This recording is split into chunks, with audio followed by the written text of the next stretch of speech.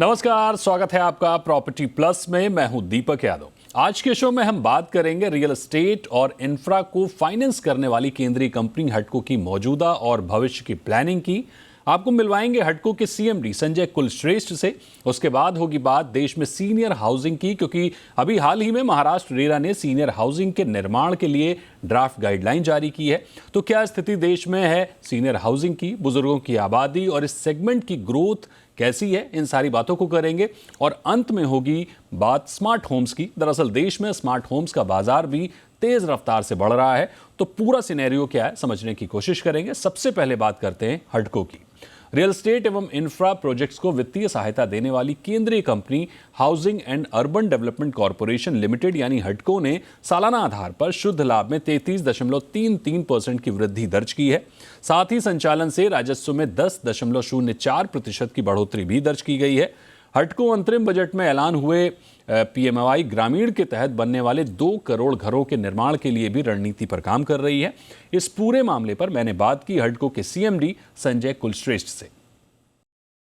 तो हडको देश में रियल एस्टेट और इंफ्रा प्रोजेक्ट्स को वित्तीय सहायता प्रदान करती है। Q3 के नतीजे आए हैं, लाभ भी बढ़ा है, आय भी बढ़ी है। और इस पर ज़्यादा बात करने के लिए हमारे साथ हैं सीएमडी संजय कुलश्रेष्ठ हडको के। सर, बहुत स्वागत है आपका जी बिजनेस पर। मेरा सबसे पहला सवाल यही है कि आय भी बढ़ी है, लाभ भी बढ़ा है, क्या फ्यूचर प्लानिंग्स है हडको की? देखिए, फ्यूचर के बारे में तो मैं आपको इतना बता सकता हूँ कि फ्यूचर बहुत ब्राइट है।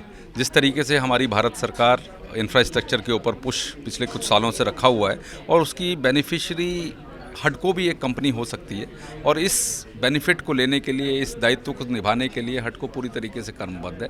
हम अपनी जो भी योजनाएं बना रहे हैं, जो भी प्रोडक्ट बना रहे हैं, जो भी पॉलिसीज़ बना रहे हैं, वो इसी दिशा में बना रहे हैं। किस तरीके से इन प्रोजेक्ट्स में हम भागीदारी कर पाएँ और इन प्रोजेक्ट को समयानुसार इनको किस तरीके से पूर्ण किया जाए। हम स्टेट गवर्नमेंट्स के साथ काम कर रहे हैं, हम सेंट्रल गवर्नमेंट के साथ काम कर रहे हैं, और हम ये चाहते हैं कि हडको की एक अच्छी भूमिका रहे, ना सिर्फ फंड उपलब्ध कराने में, क्योंकि हम एक लो कॉस्ट फंड उपलब्ध कराते हैं, और हम एक तरीके से अपने आप को एक डेडिकेटेड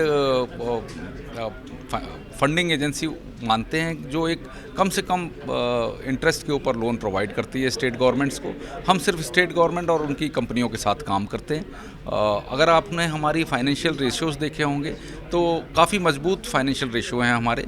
डेट इक्विटी रेशियो, जो कि एक निर्णायक चीज़ रहती है किसी भी एफआई के लिए, वो भी हमारा 3.76 के आसपास है। एनपीए लेवल्स हमारे इंडस्ट्री में सबसे कम है, और इन्हीं सब कारणों से हमें लो कॉस्ट फंडिंग हमारी बोरोइंग एंटिटीज़ से मिल जाती है, और हम बहुत कम प्रॉफिट रख के आगे उसको पास ऑन करते हैं।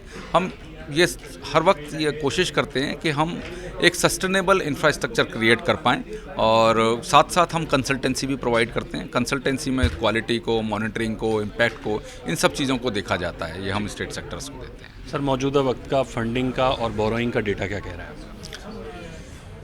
डाटा अभी आज की डेट में देखें तो कुछ इंटरेस्ट रेट बढ़े हुए हैं, बट जिस तरीके से आरबीआई की मॉनेटरी पॉलिसी भी अभी जो आई है 2 दिन पहले, उसमें भी रेट्स को अनचेंज रखा गया है, और हमें ऐसा लगता है कि अगले 6 महीने में मार्केट मेल्टडाउन शुरू हो जाएगा, और कुछ रेट्स कंट्रोल हो जाएंगे, कुछ रेट्स कम आने भी लगेंगे। बट इन चीज़ों को से अवगत होते हुए हमने अपनी कोशिश इंटरनेशनली कहाँ से हमें कम कॉस्ट पे फंडिंग मिल सकती है, उसके ऊपर हमने काफ़ी कोशिश की है। और कुछ हमने एफसीएनआर से भी फंड्स उठाए हैं जिनकी कॉस्ट काफ़ी कम थी। इसके अलावा हम ईसीबी रूट पर जा रहे हैं और जापान से पैसा उठाएंगे। अभी तक हमने करीब Q3 तक 7,700 करोड़ का डिस्बर्समेंट किया था। हमारे टारगेट्स इस क्वार्टर के लिए काफ़ी हाई हैं, और हमें पूरी उम्मीद है कि हम अपने टारगेट्स को पूरा करेंगे। क्या टारगेट है?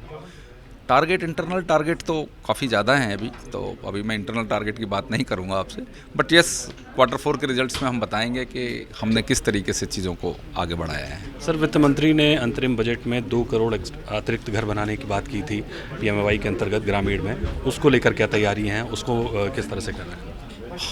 ऑनरेबल फाइनेंस मिनिस्टर ने जो हमसे उम्मीद जताई है कि पीएम ग्रामीण के तहत भारत सरकार चाहती है कि जो 2 करोड़ हमारे ग्रामीण भाई बहन हैं उन तक घर पहुंचाया जा सके, उस पर हडको ने अपना कार्य शुरू कर दिया है। हमने अपने स्टेट से बात करनी शुरू कर दी है कि किस तरीके से वो हमसे कंसल्टेंसी लेना चाहते हैं ताकि प्लानिंग ठीक हो। हम लोग ये चाह रहे हैं कि प्लानिंग अगर अच्छी होगी तो इम्प्लीमेंटेशन अच्छा होगा, और इम्प्लीमेंटेशन अच्छा होगा तो टाइम पे काम पूरे हो जाएंगे। गाइडलाइंस अभी जारी होने की हैं। गाइडलाइंस आने के बाद हडको कंसल्टेंसी में तो काम करेगा ही, साथ साथ फंडिंग भी जो उपलब्ध करानी है स्टेट गवर्नमेंट्स को ताकि टाइम पे काम पूरा हो सके, उन सब चीज़ों के ऊपर काम किया जाएगा। क्या हटको प्राइवेट डेवलपर्स को भी फंड करेगा? प्राइवेट डेवलपर्स के साथ हमारा एक्सपीरियंस पिछले कुछ सालों में ज़्यादा अच्छा नहीं रहा। कुछ 2013 के बाद हमने ये फंडिंग बंद कर दी थी, पर जैसा कि हम सब जानते हैं कि बिना प्राइवेट सेक्टर के इंफ्रास्ट्रक्चर डेवलपमेंट नहीं किया जा सकता।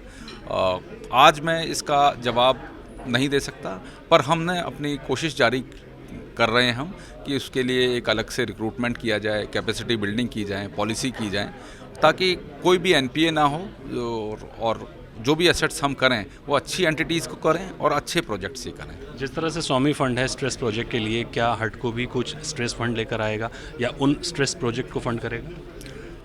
एक्चुअली हटको जैसी कंपनी को इस चीज़ की अभी ज़रूरत है नहीं। अगर आप स्ट्रेस रिलेटेड, क्योंकि ऑलरेडी गवर्नमेंट ऑफ इंडिया ने काफ़ी इनिशिएटिव्स ले लिए हैं, नेफिट्स बन चुके हैं और इस दिशा में फाइनेंस मिनिस्ट्री ने काफ़ी कर लिया है और जो बैंक्स ने भी काफ़ी प्रोविजनिंग कर दी है। और जो हमारे केसेस हैं, जो स्ट्रेस केसेस हैं, वो एनसीएलटी में और कंसोर्शियम में काम कर रहे हैं। तो जब कंसोर्शियम में उनका रिजोल्यूशन हो जाएगा तो हमारा पैसा, क्योंकि हम 85% का प्रोविजनल कवरेज हमारा है, तो हमारा पैसा वापस आ जाएगा। तो इसलिए इस दिशा में अभी हम कोई काम नहीं कर रहे। एक अंतिम सवाल सर, कि हम देख रहे हैं रियल एस्टेट पिछले 1-2 साल से बहुत अच्छा चल रहा है, वहाँ पर रिक्वायरमेंट्स भी अच्छी हैं, लग्जरी रियल एस्टेट बहुत अच्छा कर रहा है, डेवलपर्स को फंड नहीं मिलते हैं, एक प्रॉब्लम होती है, आपके पास फंड है, तो क्या प्राइवेट डेवलपर्स को कोई स्ट्रेटजी लेकर चल रहे हैं, फंड करेंगे? क्योंकि उधर से रिटर्न आरओआई बहुत अच्छा दिख रहा है।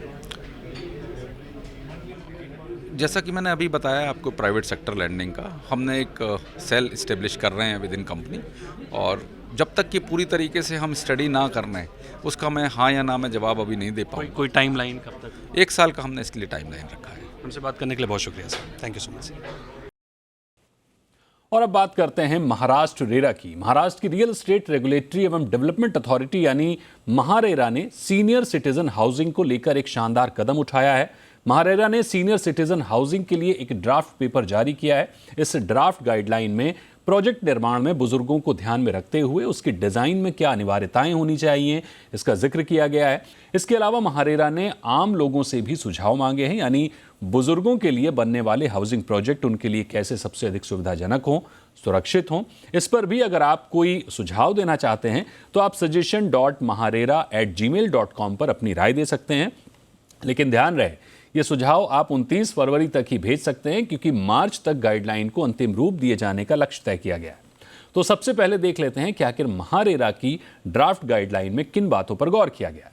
बढ़ती उम्र में बुजुर्गों को चलने फिरने में दिक्कतें होती हैं, लिहाजा गाइडलाइन में कहा गया है कि यदि कोई इमारत एक मंजिल से अधिक की होती है यानी बहुमंजिला होती है तो वहां लिफ्ट होनी ही चाहिए ताकि चढ़ने उतरने में सुविधा हो। जिस तरह अस्पतालों में रैंप होता है उसी तरह इमारत में रैंप होना चाहिए ताकि व्हील चेयर आसानी से आ जा सके।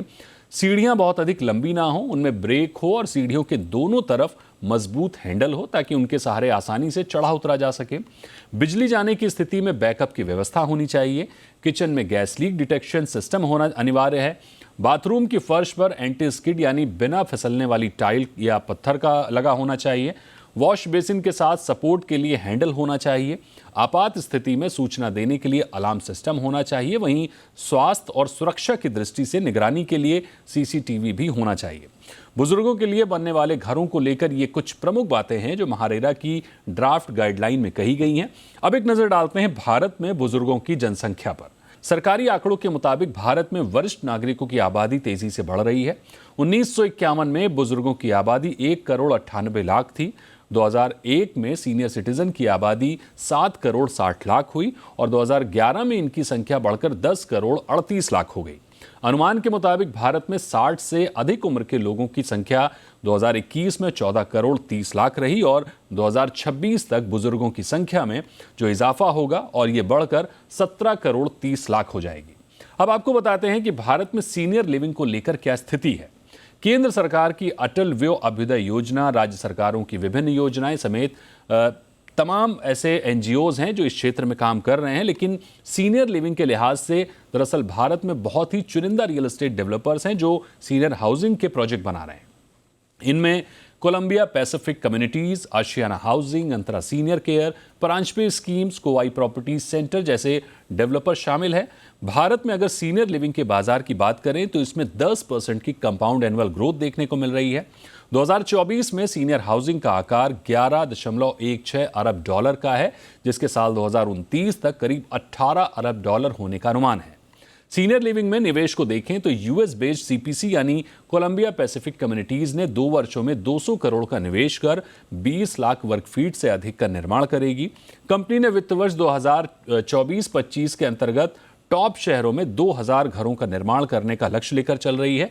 इसके अलावा तमाम रियल्टी डेवलपर्स हैं जो सीनियर हाउसिंग में संभावनाओं को तलाश रहे हैं। तो ये तो बात हुई सीनियर हाउसिंग की, और इसी के साथ यहाँ पर वक्त है एक बहुत ही छोटे से ब्रेक का। ब्रेक के बाद लौटेंगे और आपको बताएंगे कि भारत में होम ऑटोमेशन की क्या स्थिति है, जो होम स्मार्ट डिवाइसेज हैं उनको लेकर बाजार कैसा है। छोटे से ब्रेक के बाद।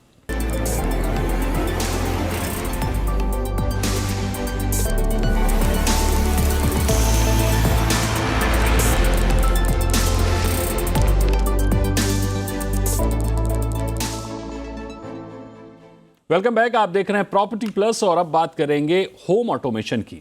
बढ़ते मध्यम वर्ग और बढ़ते शहरीकरण की वजह से भारत में स्मार्ट होम टेक्नोलॉजी के इस्तेमाल में तेजी देखने को मिल रही है। एक आंकड़े के अनुसार 2024 में स्मार्ट होम का बाजार करीब 6.5 अरब डॉलर का है, जिसके 2028 तक 9 अरब डॉलर होने का अनुमान है। अगर अमेजॉन के प्रोडक्ट एलेक्सा की ही बात कर लें तो कंपनी का दावा है कि बीते 3 साल में एलेक्सा के साथ जुड़ने वाले स्मार्ट होम डिवाइसेस में 200% की ग्रोथ देखने को मिली है। स्मार्ट होम के बढ़ते बाजार पर मैंने बात की अमेजॉन की मालविका जेठवानी और रुस्तम जी ग्रुप के राकेश सेठिया से। सुनिए आप पूरी बातचीत। तो आज के समय में हर कोई स्मार्ट होना चाहता है, फ़ोन स्मार्ट है, घर भी स्मार्ट हो गए हैं और स्मार्ट होम्स का जो बाज़ार है वो बहुत तेज़ी से बढ़ रहा है।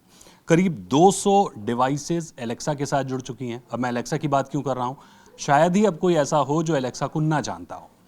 जाहिर तौर पर एक लग्जरी रियल एस्टेट मार्केट भी तेज़ी से बढ़ रहा है और एलेक्सा और लग्जरी मार्केट का जो कॉम्बिनेशन है, यानी आप देखें तो जो लग्जरी घर हैं, रियल एस्टेट में आप देखिए तो लग्जरी की सेल बहुत ज़्यादा बढ़ रही है और होम ऑटोमेशन के ज़रिए एलेक्सा उसमें पहुंचता हुआ दिख रहा है। तो हमने कोशिश की है लग्जरी होम और स्मार्ट होम को एक साथ जोड़ने की।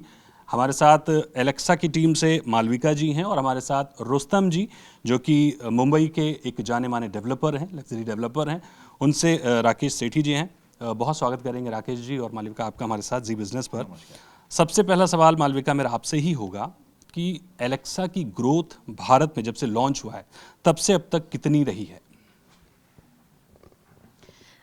हमें 6 साल हुए हैं इंडिया में लॉन्च किए हुए और ये 6 सालों का सफ़र बड़ा ही मज़ेदार रहा है। एलेक्सा अभी हर इंडियन घर में एक जानी नाम हो चुका है, चाहे वो बच्चे हो या बूढ़े हो, हर किसी को पता है एलेक्सा क्या है और हर कोई एलेक्सा को बेहद चाहता है।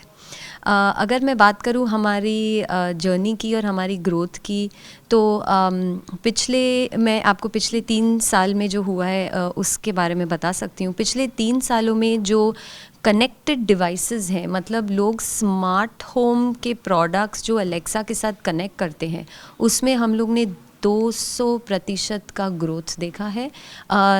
सिर्फ इतना ही नहीं, हमने 100% ग्रोथ देखा है जो रिक्वेस्ट्स कस्टमर्स देते हैं एलेक्सा को कि एलेक्सा आप क्या कर सकते हो हमारे लिए, उसमें स्मार्ट होम का जो कंट्रीब्यूशन है वो 100% से बड़ा है पिछले 3 सालों में। राकेश जी, आपसे मेरा सवाल ये होगा सर कि अभी हमने देखा है रिसेंटली एक रिपोर्ट थी एनारॉक की जिसमें 40 करोड़ से ऊपर के जो फ्लैट्स थे, जो घर थे, उनमें 293% की ग्रोथ देखी गई है ईयर ऑन ईयर, एक साल में।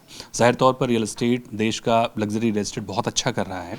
ऐसे में होम ऑटोमेशन का मार्केट आप as a real estate expert कैसा देख रहे हैं और आने वाले समय में आप पूरे देश में, सिर्फ मुंबई की बात मैं नहीं करूँगा, पूरे देश में होम ऑटोमेशन और लग्जरी का मार्केट दोनों कैसा देख रहे हैं? ओके, तो दीपक जी पहली बात करते हैं लग्जरी रियल एस्टेट की। तो आपकी बात सही है, पीछे 6 क्वार्टर के अंदर हमने देखा है कि लग्जरी रियल एस्टेट के अंदर काफ़ी फास्ट ग्रोथ हो रही है और 40 करोड़ से ऊपर, 30 करोड़ से ऊपर अगर हम देखते हैं तो मुंबई के अंदर 600 से 700 यूनिट लगभग बिकती हैं और उसका मतलब लगभग 18,000 से 20,000 करोड़ के करीब का मार्केट साइज़ वहाँ पर आता है। मुंबई का अगर हम मार्केट साइज़ वैल्यू टर्म्स में कोई 2,20,000 करोड़ के आसपास का समझते हैं तो उसका मतलब हो जाता है कि 9% रेवेन्यू शेयर सिर्फ ये हाई टिकट और लग्जरी सेगमेंट से आता है, जबकि मुंबई में कुल मिलाकर के कुछ 1,70,000 75,000 के करीब यूनिट्स बिकते हैं। तो ये 600-700 यूनिट जो बिकते हैं वो उसका 1% भी नहीं है, मगर वो वैल्यू टर्म्स के अंदर लगभग वो 9% कंट्रीब्यूट करते हैं। तो ऐसा देखने में आ रहा है कि पीछे 2 साल से, स्पेशली कोविड के बाद से, लोगों में प्रेफरेंस बढ़ी है थोड़ा सा बड़े यूनिट्स लेने के लिए, और हर आदमी ने ये अप्रिशिएट करना, हर फैमिली ने अप्रिशिएट करना शुरू कर दिया है कि उनको जो घर बनाना है वो थोड़ा लॉन्ग टर्म के लिए बनाना है, और उसके अंदर जब उनको फैमिलीज़ के साथ में रहना है तो वो लॉन्ग टर्म अपना नीड को देखते हुए लोगों को लगता है कि हम एक बड़ा घर लें। एक और भी बात है कि इकोनॉमी क्योंकि ग्रो कर रही है, प्राइसेस अप्रिशिएट कर रहे हैं, तो जनरली जो भी व्यक्ति और फैमिली जो मान लीजिए 50 लाख से ऊपर का घर खरीदता है तो वो उनके लिए अपग्रेड होता है, जिसके अंदर वो अपनी एग्जिस्टिंग किसी प्रॉपर्टी को बेचते हैं और उसको बेच करके वो नया घर लेते हैं। तो जब उनकी एग्जिस्टिंग प्रॉपर्टी के भी एक मार्केट जिसमें रेट बढ़ रहे हों, जब उसके रेट बढ़ते हैं तो और उनको अपनी इनकम के ऊपर भी सिक्योरिटी लगती है, तो हर सेगमेंट के अंदर लोगों को ऐसा भरोसा लग रहा है कि मेरी नेटवर्थ भी बढ़ रही है, स्टॉक एक्सचेंज भी बढ़ रहा है, और साथ के साथ में अब मेरी इनकम की भी सिक्योरिटी है फ्यूचर के अंदर। तो लोगों को एक कॉन्फिडेंस लगता है कि हमारा फाइनेंशियल सिक्योरिटी अच्छा है। इंडिया के बारे में वैसे भी बहुत अच्छी अच्छी बातें आ रही हैं, इंडिया एक बड़ी लीडिंग इकोनॉमी लगता है अभी, तो उसके हिसाब से हमें ऐसा ज़रूर लगता है कि ये अभी ट्रेंड जो है अच्छा चलता रहेगा, और अगले 3-4 सालों के लिए ऐसा ज़रूर लगता है कि इस तरीके का रुझान लोगों में चलता रहेगा। एक और सवाल सर मैं इसमें बीच में जानना चाहूँगा आपसे कि जब होम ऑटोमेशन की हम बात करते हैं तो किसी एक घर की टोटल कॉस्ट में होम ऑटोमेशन की कॉस्ट कितनी आती है? देखिए वो बहुत ही नेग्लिजिबल है एक्चुअली। अगर देखा जाए तो होम ऑटोमेशन की जो सेटअप की कॉस्ट है वो, वैसे मालविका मुझे करेक्ट करेंगी, but I think that can be just a few thousand rupees and it can just go up to about couple of lakh rupees. अगर पूरे 500 रुपए से लेकर 3 लाख तक प्रोडक्ट्स, स्मार्ट प्रोडक्ट्स मिलते हैं आज मार्केट में कस्टमर्स को खरीदने के लिए। नहीं, हम अगर मिनिमम और मैक्सिमम की आप बात कर रही हैं कि अगर किसी फ्लैट की कॉस्ट 1 करोड़ रुपए है तो उसमें फुल्ली ऑटोमेशन करने की जो कॉस्ट होगी वो कितनी आएगी? अगर आप रेट्रोफिट सॉल्यूशंस लेते हैं, मतलब जो आप खुद से बाज़ार से जाके ख़रीद के खुद डालने की कोशिश करते हैं, तो एक 2 BHK का सपोज़ आप सिर्फ लाइट्स और फैंस करने जाएं तो लगभग एक 5 से 10,000 के बीच में आपके लाइट्स पूरे ऑटोमेट हो सकते हैं आज। बिल्कुल, यानी बहुत ज़्यादा कॉस्ट नहीं है। मालविका, एक तरह से हम देखें तो एलेक्सा हर फैमिली की, ज़्यादातर फैमिली की मेंबर के तौर पर बिल्कुल जाती है। फैमिलियर हो गए हैं एलेक्सा से लोग, लेकिन एक डर भी रहता है जो हम अक्सर देखते हैं। क्या एलेक्सा पूरी तरह से सेफ है डाटा सिक्योरिटी के लिहाज से? क्योंकि ये अक्सर सवाल उठते हैं कि कहीं हमारा डेटा कहीं को मतलब दिक्कत तो नहीं हो रही है डेटा में, कहीं कोई अटैक तो नहीं हो रहा। इसको लेकर एलेक्सा सेफ है? एलेक्सा बिल्कुल सेफ है। ये टेक्नोलॉजी ऐसे काम करती है, जब आप कमांड देते हैं वो कमांड जाता है क्लाउड में, APIs ट्रिगर होते हैं और फिर एग्जीक्यूट होते हैं, राइट। कस्टमर के पास पूरा कंट्रोल है आज ऑप्ट इन या ऑप्ट आउट करने का कि आप मेरा वो जो डेटा और कमांड है स्टोर कीजिए या स्टोर नहीं कीजिए।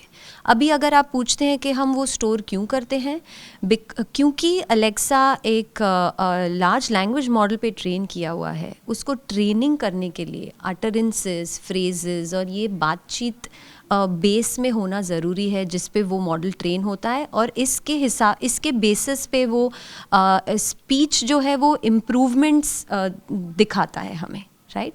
पर पूरा कंट्रोल कस्टमर्स के हाथ में है ऑप्ट इन या ऑप्ट आउट करने के लिए। अगर आप हमारे कोई भी एको के डिवाइसेस देखेंगे, हर डिवाइस में एक प्राइवेसी का बटन होता है। अगर आप चाहें कि अगर आपको पता है कि अभी मैं अलेक्सा से बात नहीं कर रही हूँ, जब मुझे चाहिए मैं तब बात करूँगी, तो आप उस बटन को आप प्राइवेसी का मोड ऑन कर लीजिए।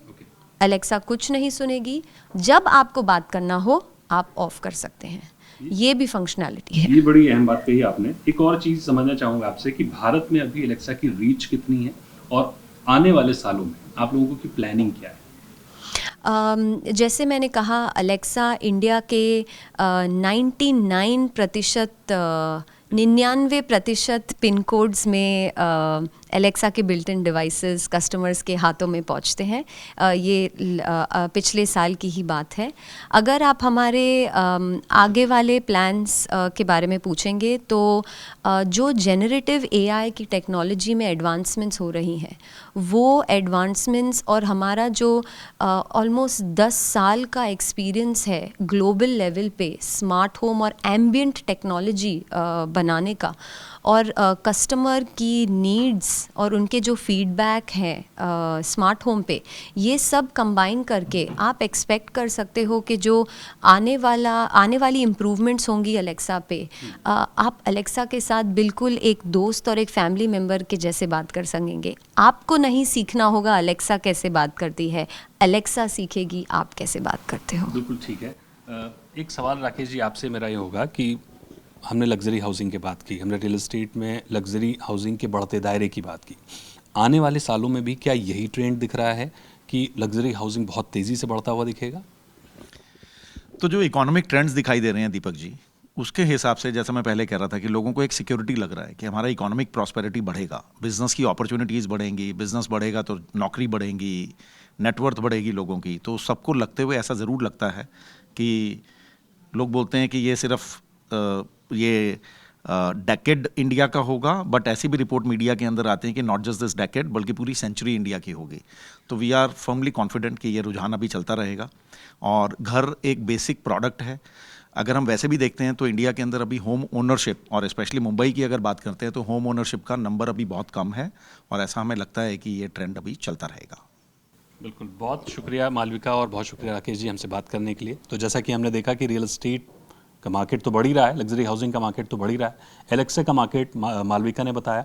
तो आने वाले समय में हम देखेंगे कि ये ग्रोथ लग्जरी रियल एस्टेट की और होम ऑटोमेशन की बहुत तेज़ी से बढ़ती हुई दिखेगी।